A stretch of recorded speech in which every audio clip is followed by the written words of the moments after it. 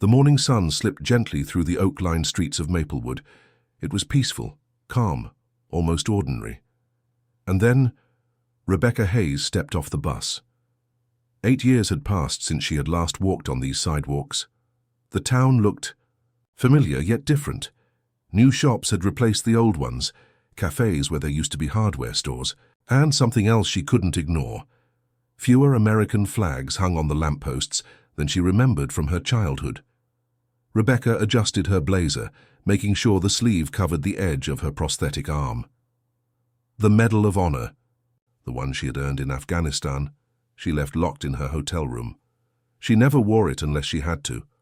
For her, it wasn't about medals or ceremonies. It was about 3 of her closest friends who never came back from that battlefield. She whispered to herself, "They called it gallantry. They called it courage. But for me, it was simple. I just protected my people. Nothing more, nothing less." The town council had invited her back to Maplewood to speak at the Memorial Day ceremony. For years, Rebecca had avoided stages, cameras, and applause. She had chosen a quiet life in Colorado, working with veteran support groups. But something about coming home felt necessary, almost like answering a call. From across the street, a familiar voice shouted, "Well, I'll be damned, Rebecca Hayes back in the flesh." It was Joe Finnegan, the butcher who had known her family for decades. He was older now, hair completely grey, but his smile was exactly the same. He stepped out of his shop, apron stretched across his chest, and pulled her into a hug. "Your grandfather would be proud. Damn proud." Rebecca fought the sting in her eyes and nodded. "Thanks, Joe." He leaned back and asked, "You speaking at the ceremony tomorrow?" Rebecca smiled softly. "That's the plan." "Good," he said firmly. "About time this town heard from someone worth listening to." Rebecca continued down Main Street.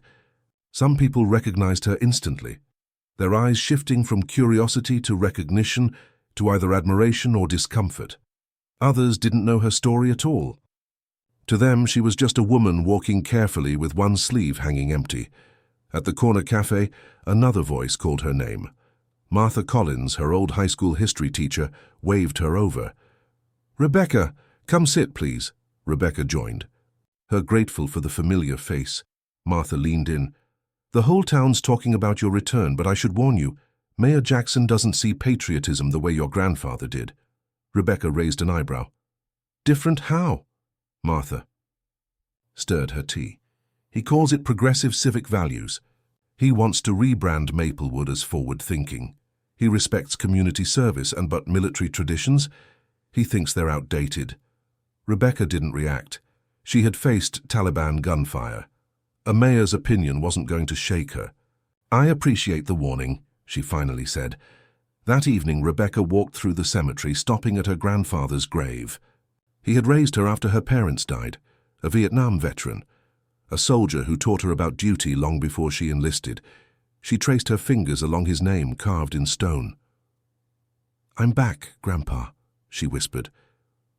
"I don't know if this is right, but I'm here." The next morning, Memorial Day, dawned warm and bright. Rebecca dressed in her formal uniform, not a wrinkle out of place, every button polished, every ribbon aligned. But the Medal of Honor, she still left it behind. Today wasn't about her. The town square was transformed overnight. White chairs in rows, a stage decorated with bunting and flags. The crowd was already gathering when Rebecca arrived. Conversations hushed as she passed. She gave small nods, shook hands, said polite thank yous. At the podium stood Mayor Wesley Jackson. He was younger than she expected, early 40s, perfectly cut hair, a sharp suit, and a polished smile. When he spotted Rebecca, that smile tightened just slightly. His handshake was firm but brief. "Captain Hayes, welcome to our Memorial Day observance." "Thank you, Mayor Jackson. It's good to be home." Moments later, the ceremony began. The presentation of the colors, the national anthem. Rebecca stood tall, her empty sleeve catching the sunlight. She felt grounded. This part of the ceremony always centered her. Then, Mayor Jackson took the microphone. "Welcome, citizens of Maplewood. Today we honor the past. while looking toward a more peaceful future. At first, his words sounded fine. He spoke about civic duty, about volunteering, about community service, all noble ideas. But Rebecca noticed what was missing. Not once did he mention sacrifice. Not once did he honor the fallen. And then he said it. We have with us today a decorated veteran. And while we honor Captain Hayes's service, I must ask, should our children really be exposed to stories of violence? Outdated symbols of conflict are not what Maplewood represents in the 21st century. The crowd stirred, shocked whispers rippling like a wave. Parents pulled their children closer. Veterans clenched their jaws. Rebecca sat motionless, her face a mask of composure. Years of discipline kept her steady, but inside, her heart was pounding. Her blood boiled. Had the mayor really just called her, and everything she and her brothers and sisters in arms stood for? Outdated. And that's when everything changed. The crowd was frozen in shock. The mayor's words hung in the air like a heavy weight no one could lift. And then the announcer's voice broke the silence. Now please welcome Captain Rebecca Hayes, Medal of Honor recipient. Rebecca rose. Slowly. Her steps were measured, almost military. Each one echoed with dignity. When she reached the podium, she looked out over the sea of faces. She saw parents holding their children tighter, veterans sitting stiff, their jaws locked, fury hiding just beneath the surface. She placed both hands on the podium. Her voice was calm, steady. Good morning. I want to make something very clear. I am not here to glorify war. No one who has seen combat would ever do that. She paused, letting silence breathe through the square. 8 years ago, my unit was assigned to protect a small girls' school in Kandahar province. These girls walked 3 hours each way to attend classes. Their mothers had never been allowed to learn. The Taliban had threatened to burn that school to the ground. We were there to make sure that didn't happen. The crowd leaned forward, listening. The attack came, we held our ground, and that day 3 of my closest friends were killed. Her voice caught for a brief second, but her discipline carried her through. She began to name them. Captain Michael Rodriguez. He left behind twin daughters he'll never see grow up. Lieutenant Sarah Khan, a brilliant medic who saved countless lives before she became a casualty herself. Sergeant Damon Wallace. He carried a wounded child to safety and went back into the fight. He never came out. Rebecca's eyes scanned the silent audience. They didn't die for glory. They didn't die for politics. They died because they believed some principles are worth defending. They believed that service means sacrifice. She steadied her breath. And those children in Afghanistan, they still go to that school. They are now becoming teachers, engineers, doctors. That is not militarism. That is possibility. Her voice grew softer, but every word cut deep. Memorial Day isn't about celebrating war. It's about honoring those who gave everything so that others might live in peace. She looked directly at the mayor. That's what sacrifice means. That's what honor looks like. Rebecca stepped back from the podium. For several seconds, nothing, not a sound. The silence was deafening.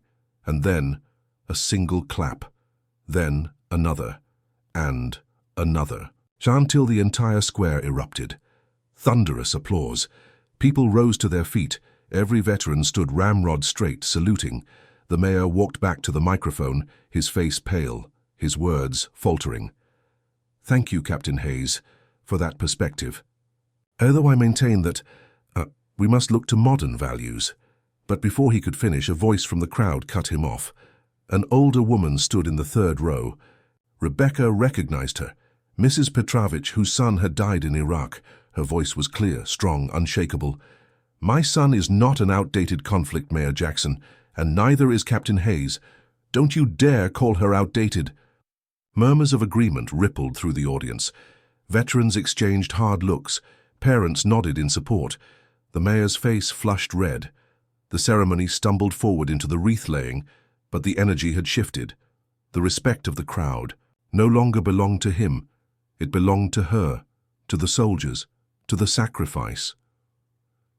Rebecca stood quietly, accepting handshakes, nods, whispered thanks.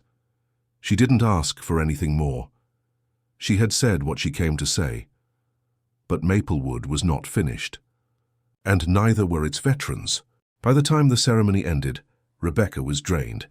She had spoken her truth, she had honored her friends, that was all she wanted. She accepted quiet thank yous from townspeople and veterans alike. Some of them whispered, "We'll make this right." Rebecca didn't ask what they meant. She thought it was over. Tomorrow she would return to Colorado, back to her small apartment, her quiet life, her work with veterans. But Maplewood was not finished.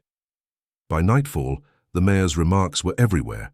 A shaky cell phone video had captured his words, outdated symbols of conflict. It spread across social media like wildfire. Local veteran groups reposted it with outrage. Neighboring counties picked it up. Messages flew across phones and inboxes. By sunrise, something extraordinary was in motion. Rebecca, sitting at her hotel breakfast table, had no idea.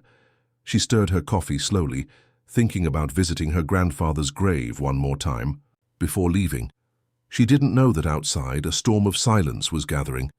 At precisely 10 a.m., Mayor Wesley Jackson arrived at City Hall for his usual Monday meeting. Briefcase in hand, he climbed the steps, then stopped and froze, because lining both sides of the wide stone staircase there were veterans, dozens of them, then dozens more, until he realized there were hundreds. Over 400 veterans had come. From 3 counties, they stood in perfect formation. Some wore dress uniforms shining with medals. Others wore old VFW jackets, faded but proud. A few leaned on canes. Some sat in wheelchairs. Yet all of them stood, or sat, with the same unshakable bearing. Silent, unmoving, unbreakable. No banners, no angry chants, no protest signs, only silence and presence. The morning sun glinted off service medals, as if the past itself had risen to confront the mayor. Behind them, civilians gathered in respectful quiet, offering water bottles, folding chairs. No one dared interrupt the formation. Local news cameras rolled, capturing the sight. A reporter whispered, "Over 400 veterans have assembled here today." Mayor Jackson's face drained of color. His briefcase shook in his sweaty hand, and at the top of the steps stood Rebecca Hayes. She was not in uniform this time, just a simple blouse, hair tied back. But when their eyes met, she looked stronger than any soldier he had ever seen. The mayor stammered, "What is this?" No one answered. Not a single veteran spoke. Instead, an elderly Marine in a wheelchair rolled forward. His chest bore medals from Vietnam. His eyes were sharp, steady, unflinching. Wordlessly, he extended an envelope to the mayor. Jackson's trembling fingers opened it. Inside was a single photograph. It showed Rebecca kneeling beside a simple wooden cross in Afghan soil. Beside her, young Afghan girls in school uniforms placed wildflowers at the grave. On the back of the photo, handwritten words, Lieutenant Sarah Khan's Memorial, Kandahar. The students visit every year to honor the woman who died for their education. The mayor stared at the photograph, then at the silent wall of veterans surrounding him. His throat tightened. There were no chants, no speeches, no demands, only witness, only dignity, only truth. And then Rebecca finally spoke. Her voice was calm, steady, but it carried across the entire square. "Now you know what honor looks like." The veterans stood like a wall of silence. Minutes passed, then an hour, then another. No one broke formation. No one moved. The mayor retreated inside, blinds drawn, but from his office window he could still see them. Hundreds of veterans, unyielding. Their silence louder than any protest chant could ever be.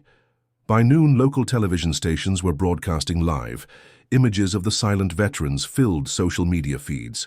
Support poured in from across the country. A frantic aide burst into the mayor's office. "Sir, CNN just picked it up. This is national news. We need to make a statement." The mayor stared at the photograph still sitting on his desk, the one of Rebecca and the Afghan schoolgirls kneeling at Sarah Khan's memorial. His own words echoed in his mind like poison. Outdated symbols, glorifying conflict. For the first time, shame cut deeper than pride. "No," he said quietly. "No statement. I need to fix this myself." At exactly noon, without a single command, the veterans moved as one. They raised their hands to a final salute, and then, just as silently as they had come, they dispersed. No property damaged, no traffic blocked.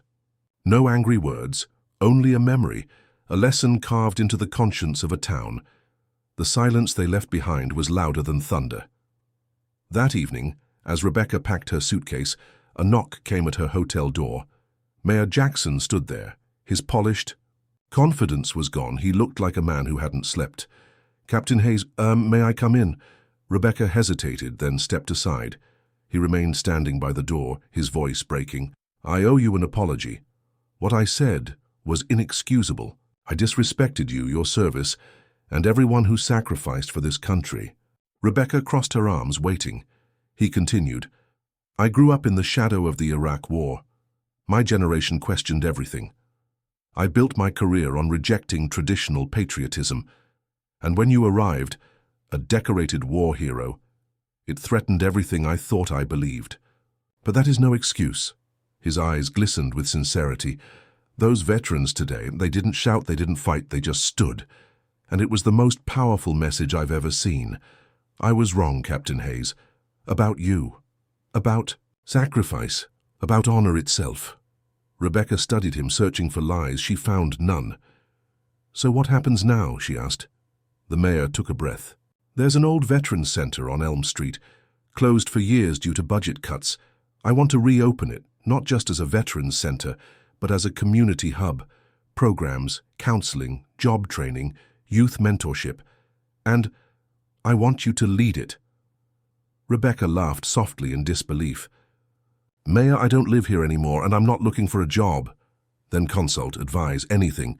We need you, Captain Hayes, not as a symbol, but as a leader." She looked out the hotel window at her hometown, remembering the faces of those who had stood in silence earlier that day. She thought of her grandfather, of Rodriguez, Sarah, Wallace, of all the names carved into stone. Finally, she said, "I'll help. But under one condition. It cannot be about me or about politics.